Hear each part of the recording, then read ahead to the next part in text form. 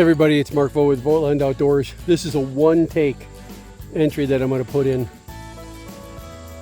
I shot 6 arrows. 2 went off the target, and the other 4 were right here. It's all too easy to get discouraged when you shoot around like this. 2 went off target. There isn't even a wind that I can point at. It's just me. So you get all discouraged. There's a little bit of a breeze, but not enough to matter.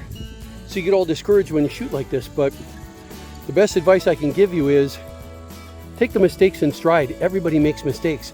And on every single round, don't focus on the things, all the myriad things you think you need to fix. Focus on what you did right. Say it out loud so your ears hear it. Comes out your mouth, goes in your ears. Program yourself. If I had to find out what was good about this shot, I would say, look at the height on this. Look at the consistency on the height at 50 meters.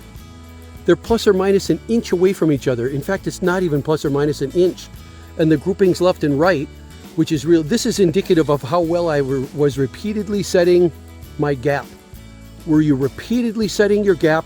Were you repeatedly anchoring at the exact same spot on your chin, not letting it shift up or out a little bit, but the same spot?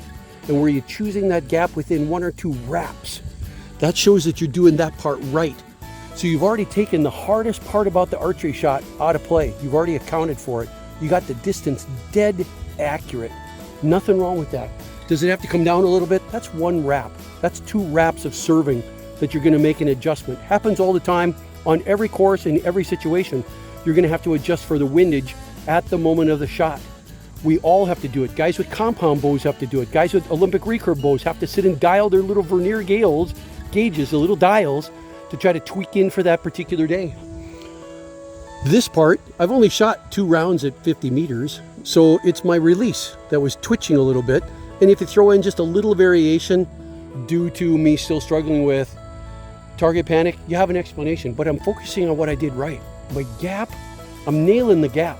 What am I gonna do next? I'm gonna make 1 little minute change. I'm gonna widen that gap by 1 serving thread. And I'm gonna still aim right dead center. This is where my target is. This is where I see my sight picture aiming, is right there. That's where I'm aiming. I'm putting the tip of the arrow right dead center on the target. And we're gonna see what 1 serving wrap does. It might only creep it down this far. What does that tell me? I learned something. I learned I need 2 serving wraps from what my 50 meter mark is. So I'm gonna take my 20 meter gap to 3 and a half fingers, 3 fingers on this bow today, 3 fingers. And then I'm gonna go narrow it by a half to get to 30, narrow it by a half to get to 40, narrow it by a half to get to 50. So now I'm at 1.5 fingers, and then I'm gonna make a minute adjustment, a little bit wider by 1 wrap and see what it does. And maybe later I'll do 2 wraps. And for the day, for these conditions, this temperature, this humidity, this wind, this distance, that's gonna be what I shoot. And it's super easy to do. So give yourself credit for what you're doing right every day. Reinforce and say, my distance, my gap selection looks absolutely nuts on. I'll make a tiny little change. And hear yourself saying it. Because archery is far and away, a large aspect of archery is confidence. It's your attitude. And if you shatter your confidence, that's the very definition of target panic, isn't it? You lose confidence at the moment of release. You lose confidence. It's up to you to instill that confidence. And how do you do it? By talking to yourself out loud, reinforcing what you're doing right. And on the next shot, I'm only going to try to do 2 things different. I'm going to try to work on my release, that I'm going to try to make it smaller. Happens all the time when I first start shooting. Sloppy release, and then 4 or 5 rounds in, you warm up. And I'm going to try to widen the gap by only 1 wrap and see what happens. And it's going to get better. Okay, so here I am after that 2nd round, and I tried to make 1 improvement. I actually changed it by not 1 wrapping, but by 2 wrappings. And here's what I got.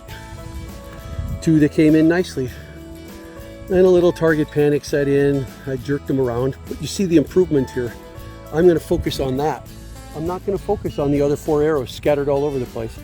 I know what I was doing. I was jumping. I'm going to focus on, what did I try to do?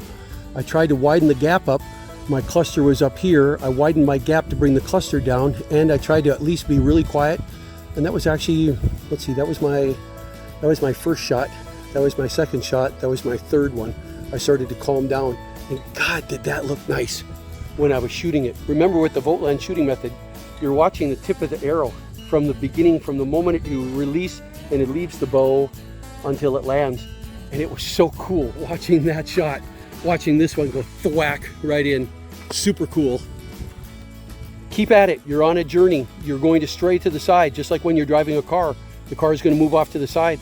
If you go and run on the edge of the road, the shoulder a little bit, and you hear that brrrr that wakes you up, does that mean you quit? You stop driving a car because you went off a little bit? No, you get back on. You don't even have to jerk the wheel. Just get back on and keep driving because you're not at your destination yet.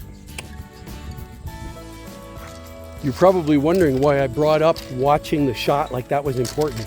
You guys, that's hugely important. If you don't believe me, go watch pro tennis players play. Go watch Djokovic. Go watch Federer. Go watch Wawrinka. Anybody? The person that watches their good shot the most is themselves. They don't turn their back and walk away from it.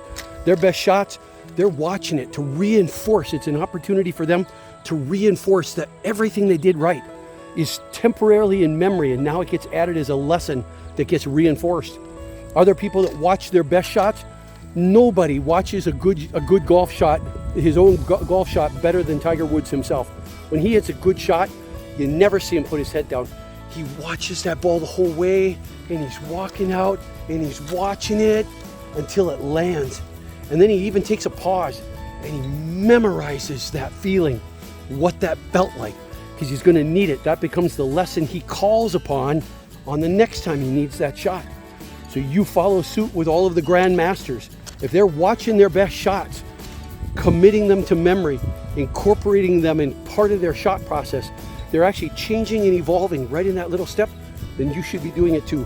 This is Mark Vogt with Vogtland Outdoors. Hope you enjoyed this. Subscribe to my channel. Caution nothing. Helps me out a lot. We'll see you out there.